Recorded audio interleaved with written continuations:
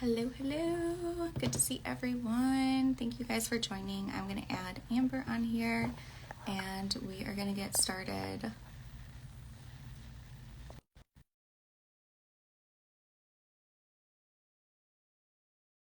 Slightly disturbed. Amber. Hello. Hey, can you hear me Yeah. okay? Can you guys hear me? Cool. Yeah, perfect.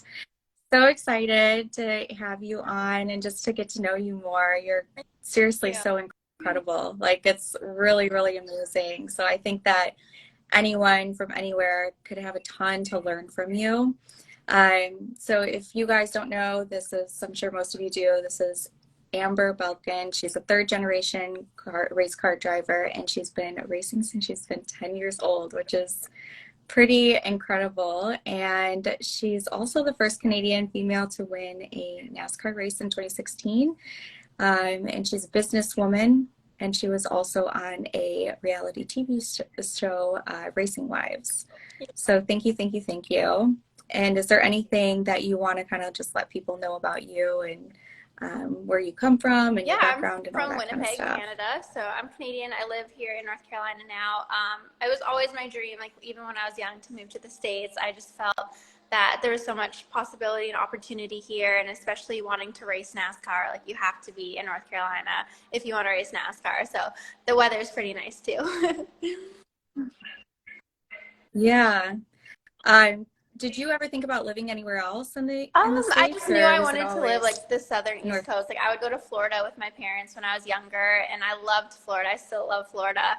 And the first time I visited North Carolina was probably about like 8 years ago, and I just completely fell in love with it here. And I was like, I need to live here.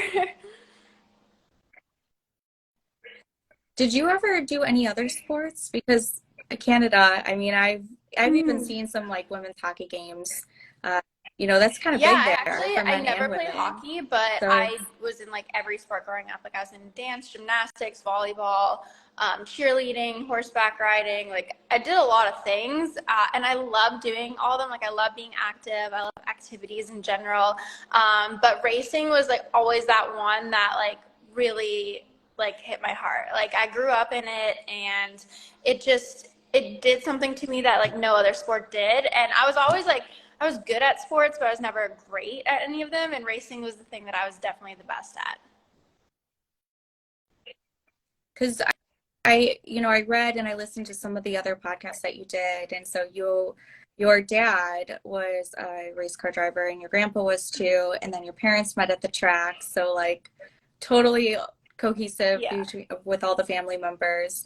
Um, what was that like, kind of growing up there, and then experiencing all that, and what is it like that you think kind of really sparked your interest, I and you just were like, okay, I loved want to do knowing that this. like every weekend I got to go racing with my parents. Like for me, it was such like an escape from everything else. Like in school, like school's hard, right, for young kids, and I just like whether it's being bullied or just having to get away from like schoolwork and stuff, like I knew that going to the track always made me really happy. I loved watching my dad race. I loved racing myself, and just like the people, the community, the family that the racing industry has is like something I've never been a part of before. And I always felt very much myself at the racetrack and very comfortable. And even though, like, obviously being a female racing against all males, like, I still felt like I was at home. Like, I never felt like super out of place or anything. So I think it was just like the comfortability of it. And like, I had so much fun. Like, I was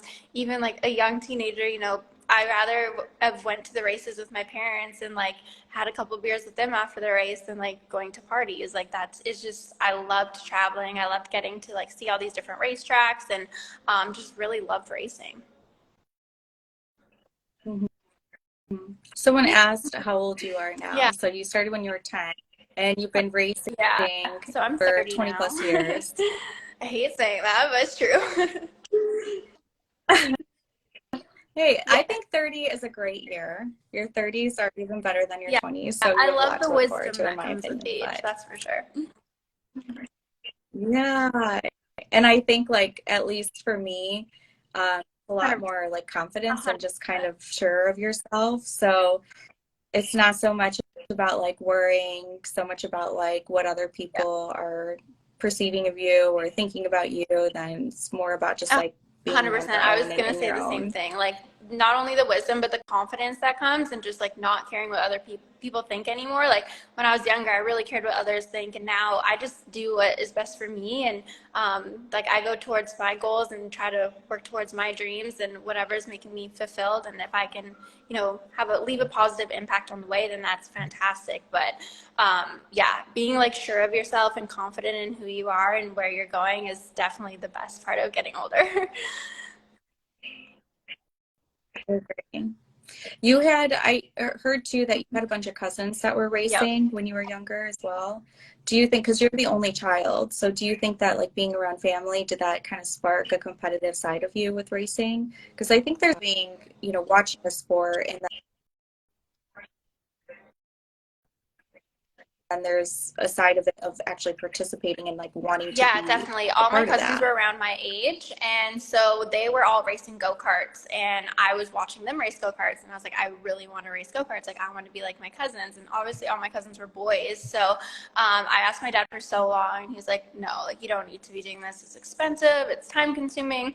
And then after like years of begging him, like my mom's like, she's never gonna stop asking, so better let her.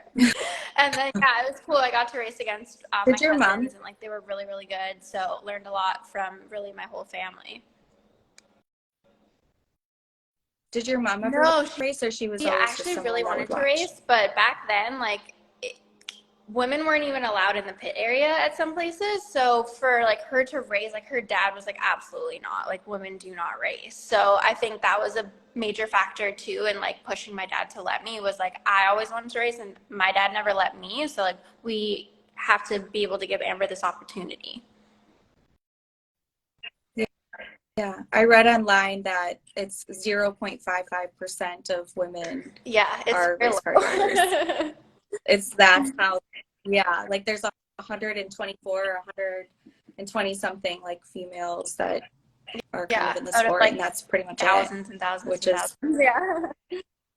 yes, yeah. So it's really incredible, like, that you're one of them and kind of setting that precedent and moving forward with that. I think in a lot of ways, like people want to see themselves in other people. And if you don't see other women in a sport or in a particular field, whether that's like athletics or even like professional, like you're not going to see I yourself as 100% possibly agree. I becoming think that. that like before you can believe that you can do something, you need to see that it's achievable. And like for me, when I kind of got interested in NASCAR, I was racing mini sprints at the time, and I remember watching Danica Patrick, and I thought it was amazing that there's a woman racing in the Cup Series, and I'm like, I didn't even know that it was possible. And so I think it's really, really important to have females in the sport and like showing other females like, hey, if I can do it, you can do it too.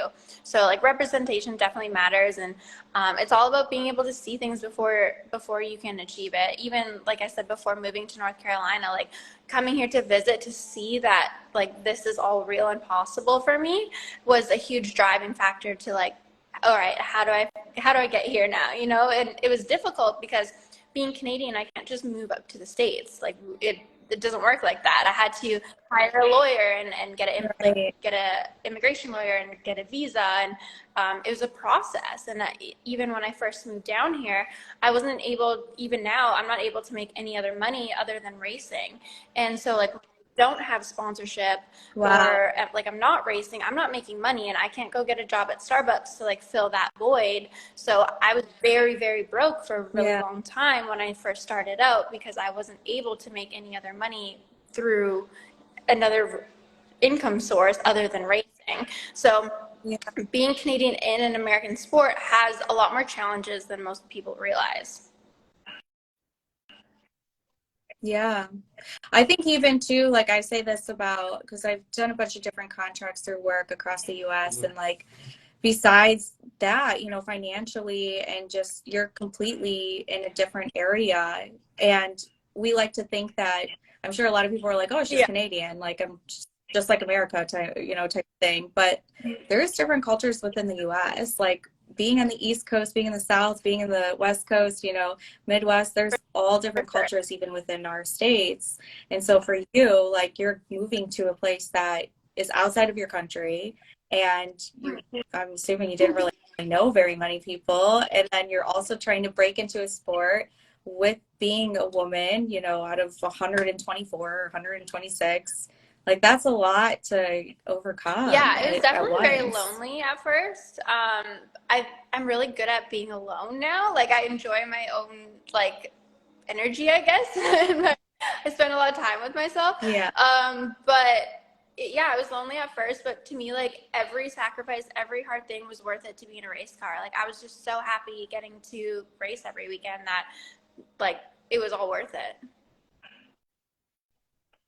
Yeah. Yeah, Did you ever all the have any time. doubts? Like I still do to this day. You know, it's an extremely hard industry to be in, especially when you don't come from money. If you have parents or family or someone who can financially support you and support your racing, it makes it a lot easier. But for me, that wasn't the case. So it's just a very hard industry to be in, and there's zero. Like job stability, you know, what you can get a sponsor and then the next year the sponsor, their sales are down and they just don't have the marketing budget that they did last year, even though they thought they would. There's so many variables that can happen. And when it comes to team sponsors, it's just a really hard sport to have any type of solidity in.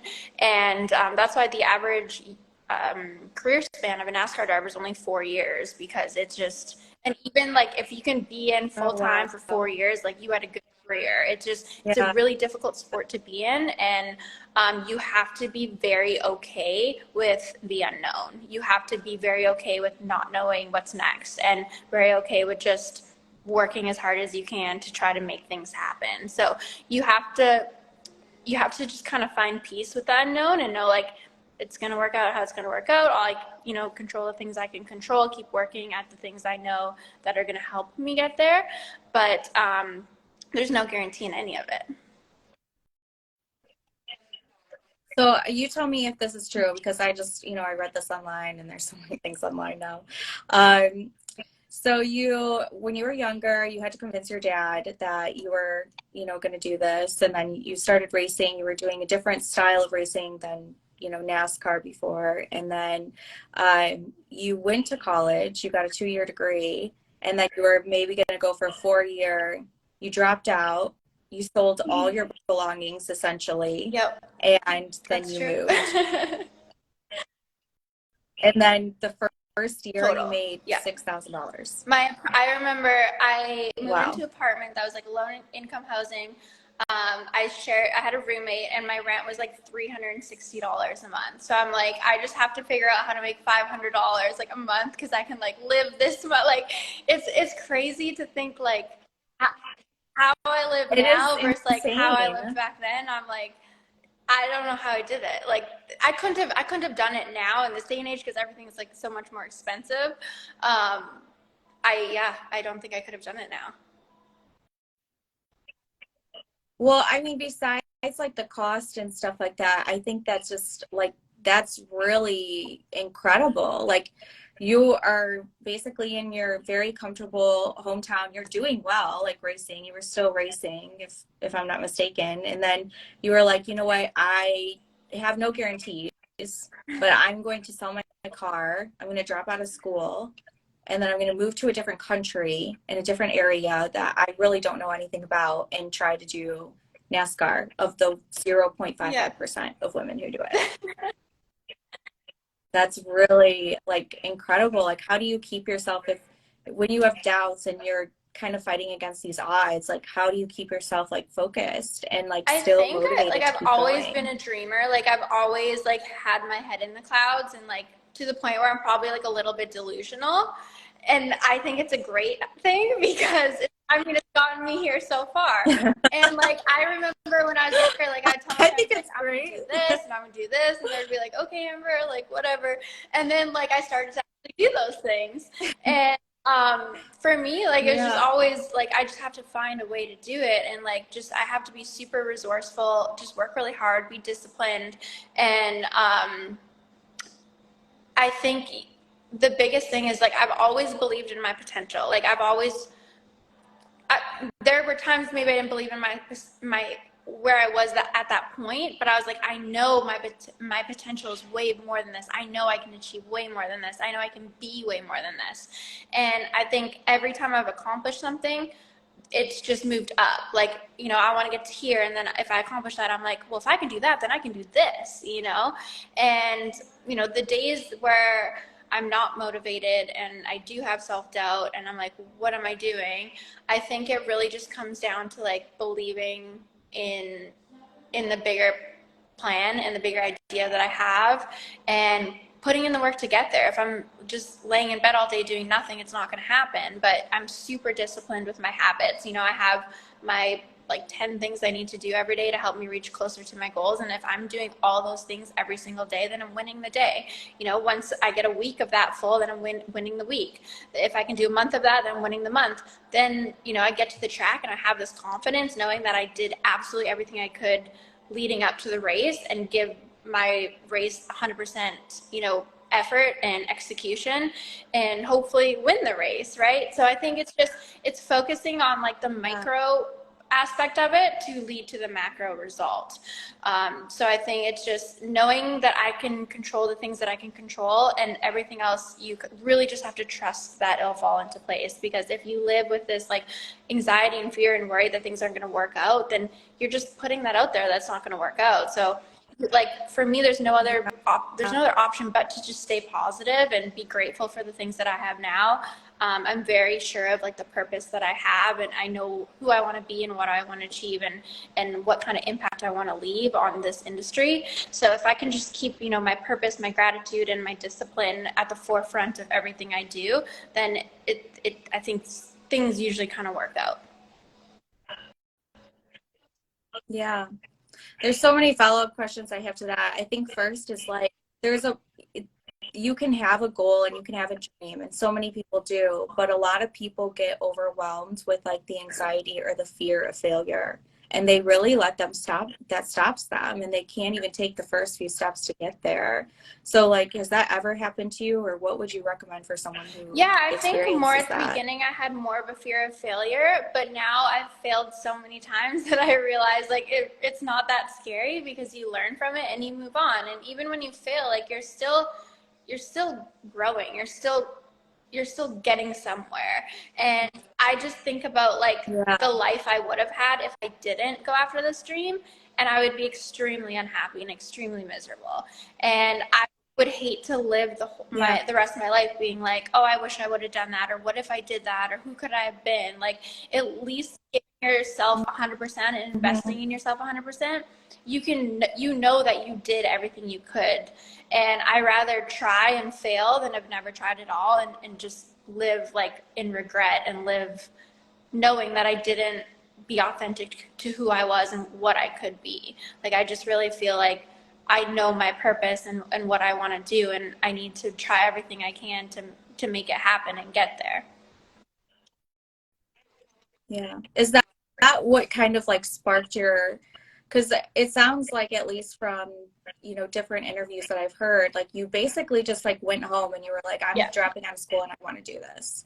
Like, is that kind of the realization that you went through, was like, listen, like I'm going to be totally Yeah. unhappy if I just do some like, 9 to 5, or like I can't even stand another day of Yeah. this. Like I need to do this. I was in school and I was just all day dreaming about racing. Like, that's all I could think about. That's all I could, it consumed me. And I was like, I cannot go the rest of my life working a 9 to 5 for someone else when I know I want this dream and I want to live this life. Like, I've had a picture of what I want my life to look like for a very long time, and I'm not going to stop working until I get there. And for me, it was like, I know this seems crazy and I know this is going to be really hard. I didn't know how hard it was really going to be. But I'm so happy that I did that, because it's built me into the woman that I am now. And I don't think I would be who I am now if I didn't achieve these things. I think doing hard things and taking hard routes really, really build you as a person and build you into a better person. If you play everything safe and take the safe route all the time and just kind of go with the status quo, when you have a burning desire inside of you to do something, I don't think you'll ever really be fulfilled in life. Yeah. I love that you said that. I think that's a beautiful thing. And it's definitely speaks to who you are. And you say businesswoman, I've heard you say that before, and I think that's very true. What I heard you say in past interviews was that like you arranged your own sponsorships and like contracts even. And so like that's a hustle in itself. Like besides being prepared for the track and like learning, NASCAR from where you were going before and kind of different tracks and whatever, you also had to raise the funds and then you had to like review contracts for them, which is I know for me, I've had to review contracts for myself, and I've even had to create them. And there's times because I created them, and that's not my background. Like I've won on some Yeah. of those, and I've lost on some of those because Yeah. I didn't know what I didn't know.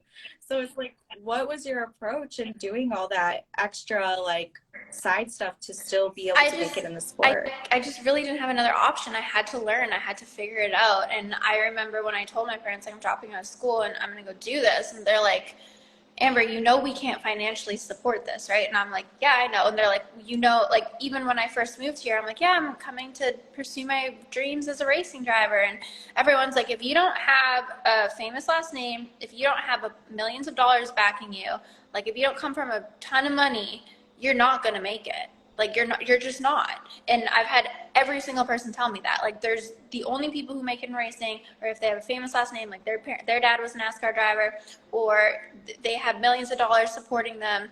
Like if those don't happen, you're not going to make it. And my thing was always just like, all right, watch me. Like I love being told what I can't do because it makes me like work that much harder to do it. Yeah, for sure. Yeah, It just kind of like fuels the fire to you as opposed to like exactly. making you doubt yourself even I mean, more. there's a lot, especially when Uh, I first moved here, I had a lot of doubt.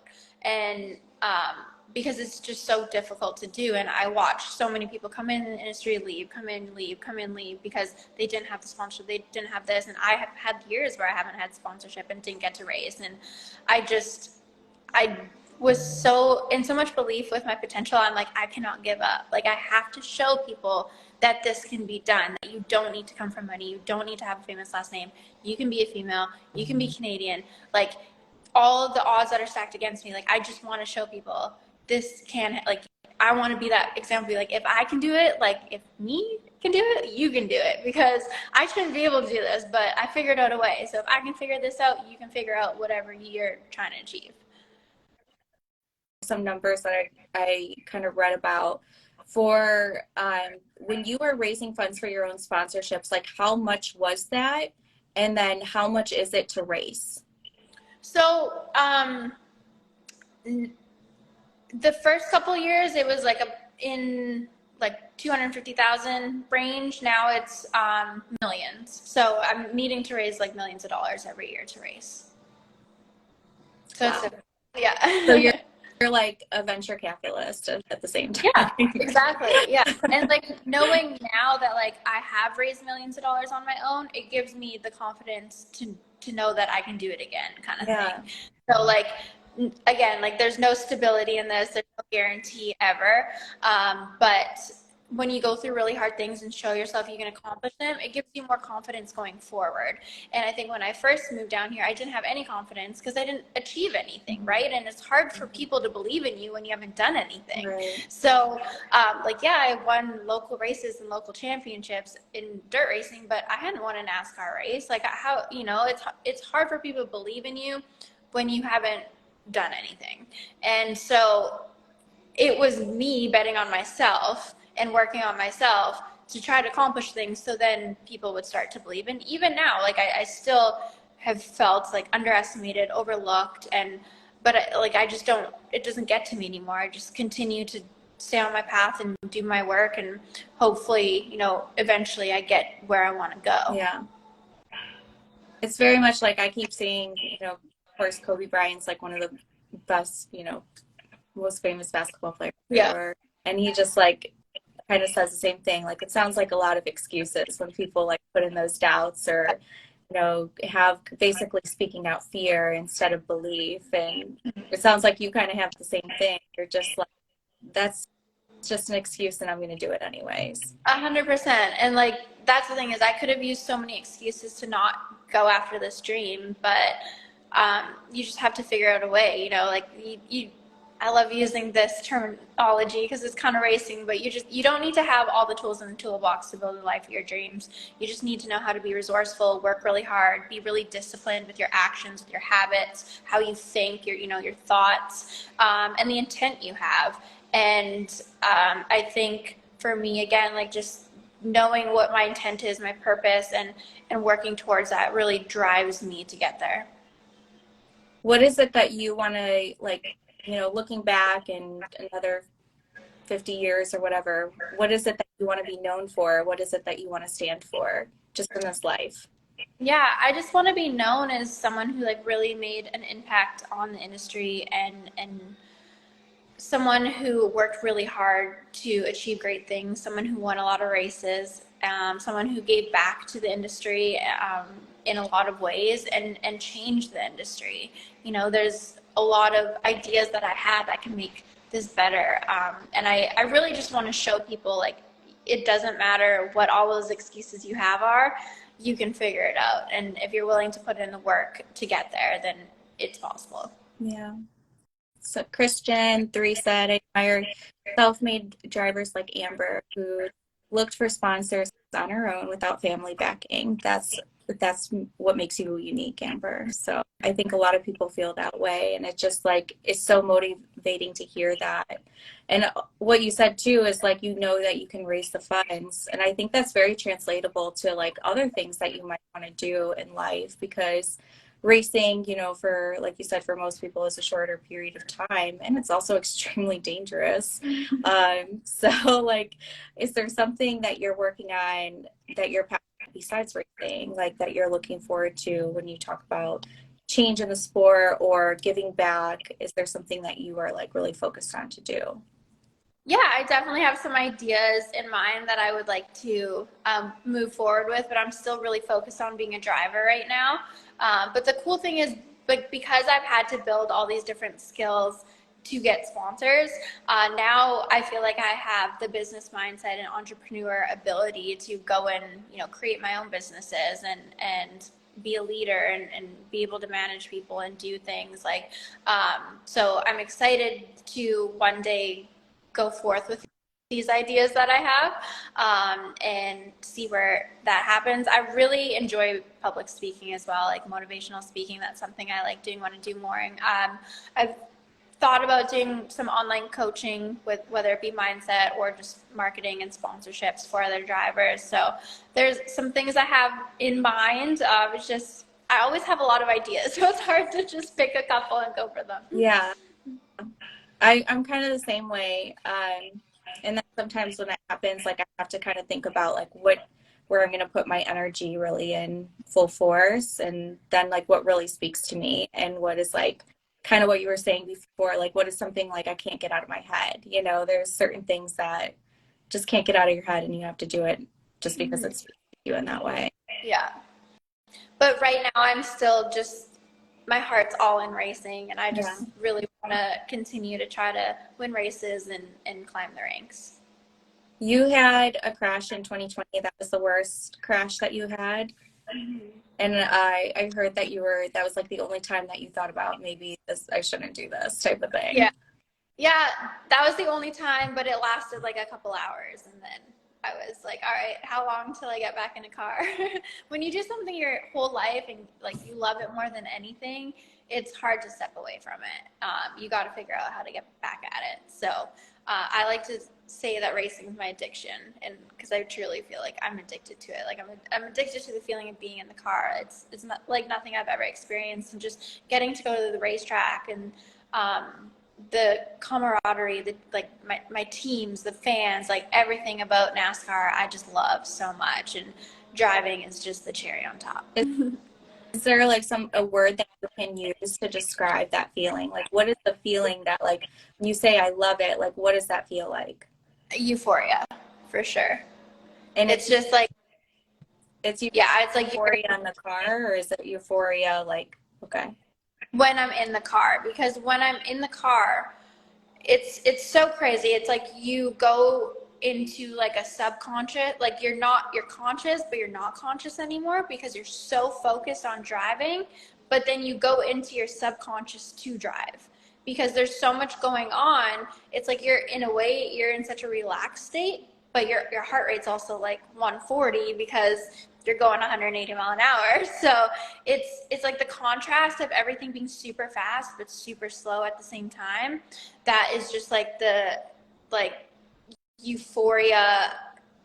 Like you can't manipulate that. You can't try to recreate it, you know? And just having to focus on things so specifically, your line, the cars around you, and you don't have time to think about anything else. You're only thinking about being in that car and hitting your lines and passing the guy in front of you or holding the guys back behind you. You're just so focused and so in the moment. It's, you know, everyone says now, like, be present, be in the moment. And when you're racing and you're in that car, you truly get to feel what it's like to be exactly in the moment because you're so like focused on what you're doing that nothing else matters. Yeah.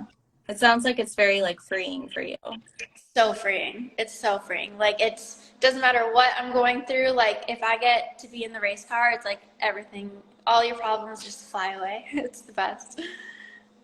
That's great. You had some pretty serious injuries in 2020. It sounds like you like couldn't feel your arms and your Yeah, legs.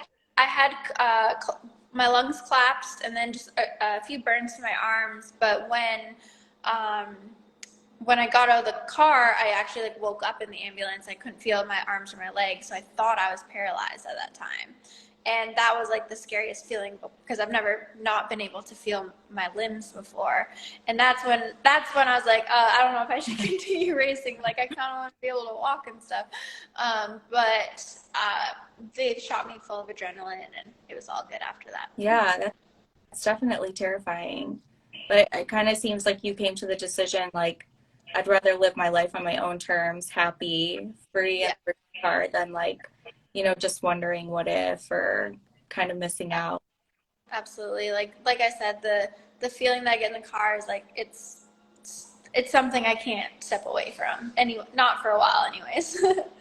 What is it that you're looking forward to this upcoming year? I'm really looking forward to Daytona, which is in like a week and a half. I'm with a really awesome race team. We were super fast in practice. We were P2 in practice, only like four thousandths off of first place. And my teammates were super fast too. Last year I didn't have drafting partners, so this year I have 3 drafting partners, like my 3 teammates. So to be able to go there with drafting partners and a really fast race car and like that confidence from the practice, and also racing there last year was my first time there. So having that experience now, I am so excited. Like I can't even sleep at night. So like I just want to get to Daytona and race. It's my favorite weekend of the year. Like most people's favorite is Christmas, but like for me, it's Daytona. Like it's the best race, and I'm so excited. And I'm sure like so much fun too, just being So much like, fun. you know, that Yeah. energy that you get from like the fans and like everyone who's there, like they're all so excited to see you there too and to cheer you on and just be supportive. This is Zevia, by the way. I'm not like drinking beer. No, I love so which Yeah. flavor is that? I This love Zevia. cream soda. So It's my favorite. cream soda is my favorite. Really? I have the root beer and I tried the grape. The grape isn't that great to me. Hey, have you tried the creamy root beer? No. You have to. It's so good. It's basically like root beer and cream soda had a baby. It's so my good. gosh. Yeah, you gotta try it. It's really good. It's in like a white can, I think. It's Oh nice. yeah, I definitely haven't tried that one. Yeah, It's really good. Do you do anything outside of racing, or is it pretty much just all racing all the time?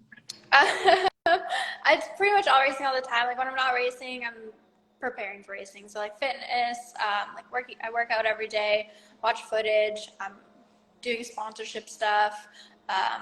This year I don't have a full-time ride, so I'm still looking for sponsors to fill out some more races. Mm-hmm. So that's definitely been keeping me busy. And I don't know, there's just somehow I never have enough time in the day, and people are like, what do you do all day? I'm like, I fill the time, I promise. Oh my gosh. So I heard your championship formula, and it's you work out. I don't know if this is still true, so correct me if I'm wrong. work out twice a day, cardio in the morning, weight training at night. You do like sensory training, you do like simulators, you read, you do visualization, you review the video from the last 5 years of that particular race or on that track. You take notes of the track, you work with the crew, you do promotion, and then you arrange your contracts as well. Yeah, pretty much. I don't know how you even sleep. Like that is, I haven't been working out twice a day lately because I've actually been trying to gain weight. So I cut out my cardio because I'm trying to gain weight for Daytona. Um, but I mean, I still work out for 2 hours a day with my trainer, and he makes me do cardio, even though I don't want to do cardio. But yeah, so I just do, instead of like, at that point I was doing 2 1-hour workouts. Now I'm just doing 1 2-hour workout. why do you have to gain weight for Daytona? What does that do? So I just want to be a certain weight for Daytona because I want to just make sure I have the muscle, the mass. We lose about 5 pounds during a race. So if I'm thin already and then lose 5 pounds, like my body's going to be screaming for energy resources. So I like to try to put on a little bit of weight before the race so that like those 5 pounds I'm losing, I still have my muscle and I still feel like energized and Yeah. not depleted by the end of the race. Yeah. Do you think that training, like weight training and cardio helps you with like, how does that help you with the racing? Yeah, so weight training is super important because it requires pretty much every muscle in our body to be fighting those G forces for 100 laps, 200 miles. And then the cardio aspect of it is that, you know, our heart rate's up for that long and it's really hot in the cars as well. So both cardio and weight training are super important, especially being a female. We're just not naturally as muscular as men. Yeah. So I feel like I need to like really be on top of my weight training and be as strong as I can for these races. Yeah. That makes sense. What's your fastest speed that you've clocked? I think it's about like 184 mile an hour. That's fast. And then It's fun. That's with why I love that, Daytona because we go, well, that and Talladega is like our two fastest tracks. like your body's response, like basically fight or flight, you know, whenever you have some kind of thing that's like potentially life threatening, you kind of go through just like a natural response. So part of that is like your adrenaline gets pumped up, like you were Yes. saying, your heart rate gets super fast. Like Yeah. I would think that some of the simulation modules that you do, or like you described it as like video games before. Yeah. Your heart rate up Yeah. like Balcaen. So like is how do you like overcome that? Because that's like your heart is beating so fast, you are like feeling that adrenaline happening, and then you also have to keep your mind like mentally focused on what next moves you have to do. I think just practice, just doing it.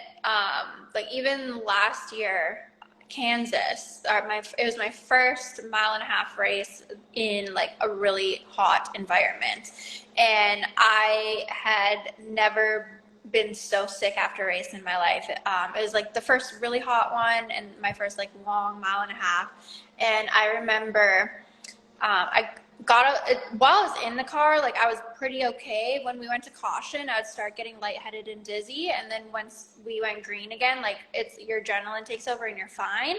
Other than like my whole face was just drenched in sweat. Wow. Like it was like I had to like wipe all the sweat because it was like dripping in my eyes. Like you're just sweating so much because it's like 140 degrees in the cars. And then Wow. after the race, I remember like I got out and I just had to sit for a while, and they're like, and my face was completely white. Like I had a photographer there, and he took a picture, and I saw it. I'm like, oh my god, I look like I'm dead. Like this is terrible. And I remember like my sponsor was like, Amber, do you want a beer? And I'm like, no, No. I do not want a beer. I like give me water. And then so I was chugging water, and we usually fly out like right after the race, like about an hour after the race ends. And so like I was just chugging water because I could feel that I was really dehydrated. I was super dizzy. Like I had to sit for like a good like 10, 20 minutes. And we on the ride to the airport, I was like to my team, I'm like, I don't feel good. Like, I think I'm going to throw up. I think I'm going to throw up. Started throwing up, got on the plane, threw up the entire plane ride. I felt so bad. Like, one of my competitors was beside me, and he was like handing me like garbage bags and like gum and Advil, and I was like, I'm so sorry. And then once we landed in North Carolina, I was like, okay, it's probably just the motion sickness. Still, just threw up the entire way, all the way home. I got home and like tried to eat some food, and I was just like shaking. And it was only like 8:30, 9 o'clock. I wasn't very late at the time, and I just completely like passed out. Like, I've never felt that, but it was like the worst hangover you've ever had Oh my times God. 10. Like, it, but I did not drink anything. It was literally just from the race. Like, I've never experienced that type of heat exhaustion or fatigue before. So luckily nothing severe like that happened again. I make sure I have a full Pedialyte the day before, a Good. full Pedialyte the day of. And I started, and I even after Kansas, I got an IV with I like was gonna say, yeah. because I was just so wrecked. But yeah, it's like it's obviously super important to hydrate. Yeah. Yeah, it sounded like you were really dehydrated, and it can take some time for like even after an IV for your body to kind of acclimate and you really take in those electrolytes before you adjust. Yeah, But for I sure. kind of got that figured out now, so Yeah, part of the yeah, I won't make process. that mistake again.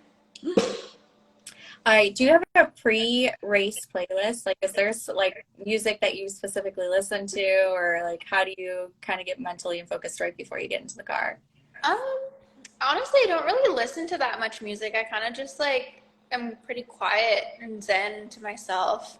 Um, Once in a while, I guess maybe, but it's more so listening to music on the way to the racetrack. Once I'm at the track, I'm kind of like in the zone already. Mhm. Um, so I don't really have any big pre-race rituals like that, other than like I just make sure I eat lots of carbs and protein in the morning.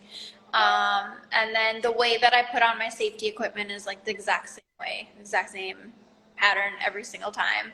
Other than that, like not really a lot of superstitions. Okay. I read on your website you believe in law of attraction. What does that Yeah. look like for you? To me, like law of attraction is all about like the energy, the thoughts, the intent, everything that you put out is going to come back to you. So I think before, when we were talking about how do you stay positive, how do you stay, away from the self doubt, and it's just having that positive mindset and being grateful and being in, a good energy, being around good people, that is all going to bring better things to you. When you're around negative energy and you are complaining all the time and in a bad state of mind, like that's just going to bring more bad. So, I really believe in the law of attraction when it comes to that. And I think you can apply it to life, you can apply it to athletics, you can apply it to really anything. So I think like your energy is super important, what you put out there is super important, how you treat people, how you think, what you do, all of that, it matters. Hmm. Do you write down a list of what you're grateful for each day, or is there something that you do consistently in the morning? Yeah, I do. I journal every day.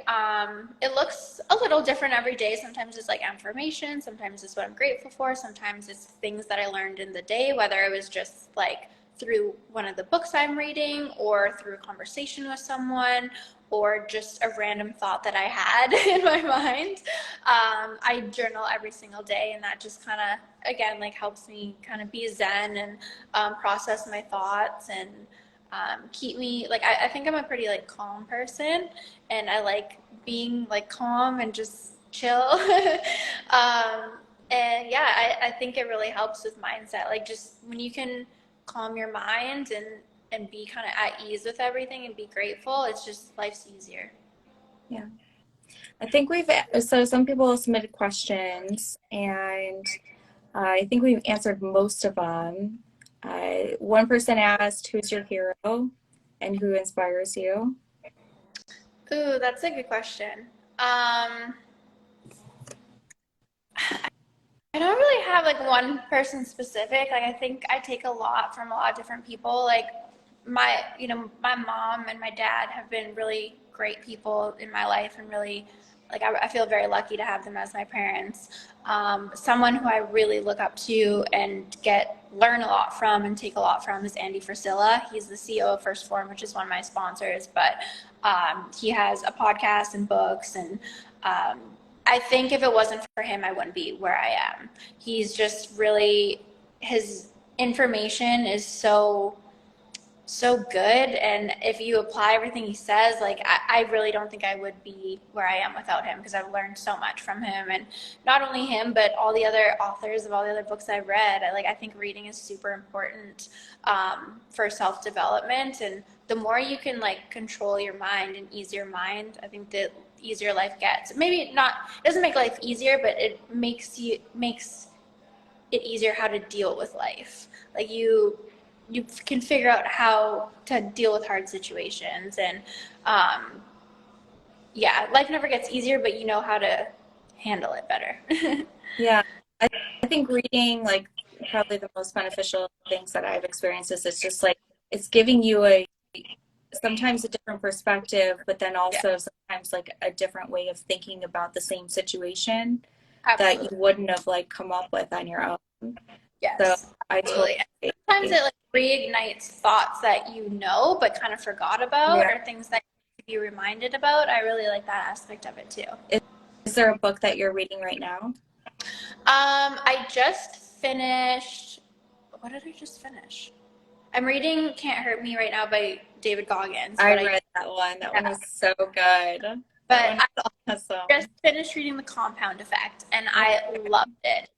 So good. Usually I have like David Goggins, I think, is kind of more of like an autobiography memoir. So like I like to read that at night, and then in the mornings I like to read more like self-development. yeah. So I'm just starting a new self-development one, but the Compound Effect, so good. I love it. Is that your favorite one, or do you have a favorite one? I would say honestly, it's probably my top five. Like I really liked it. Some of my other favorites are Atomic Habits, The Power of One More, um, Think Big, or The Magic of Thinking Big, Think and Grow Rich, Relentless, Winning. Did I say Atomic Habits? Yeah, I think I did. There's just so many good Yeah. ones. Oh, the Slight Edge. Slight Edge is really good. I haven't read that one. What did you think about Limitless? I heard you mention that Oh one yeah. previously. Oh yeah. I read Limitless too. It was good. I liked it. I wouldn't put it like in my top Oh, five, but I still think it was really good. I heard good reviews on that one, but I haven't read that I one. definitely read it. Yeah, like I definitely recommend it. But it's just like there's some that just stand out. Yeah, I know for sure. One of my favorites is I just finished reading it, and of course I can't remember the name of it, but it was about real estate. But I just felt like the principles, I know it was like so random, like it was about real estate, but I felt like the principles were just really good for life. Uh, Yeah. it was like with this guy, I don't know if you've heard of Chris Voss, but he used to be an FBI agent. And so he like really understands a different perspective in terms of psychology. And so he teamed up with another author that used to play for the NFL and like who was really into real estate. And so they talk about all these different tactics for real estate, but I was just like, this is a great book for life. Yeah. Um, I'll No, have to most send it most to of you. it translates. Like, I mean, I think most things translate from business to personal to relationships. A lot of it all kind of, works together. Yeah, I agree. Let me see if there's any other questions. I, what's your favorite memory? Um, my favorite memory is gonna be in a week and a half. Hell, Yep, yes. it's gonna be my favorite That's memory. awesome. I love Yeah, that. I love putting it it. up there now. Yes. Oh my gosh. I can't wait to see it. I'm with you. And people can watch the race. So that's what date is that? The 18th or? Yeah, so it's Saturday the 18th. It's the day before the Daytona 500, Mhm. and it will be at 1:30 p.m. Eastern on Fox Sports 1.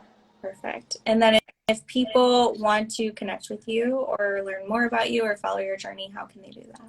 They can follow me here on Instagram at Amber Balcaen 10. My Twitter is the same.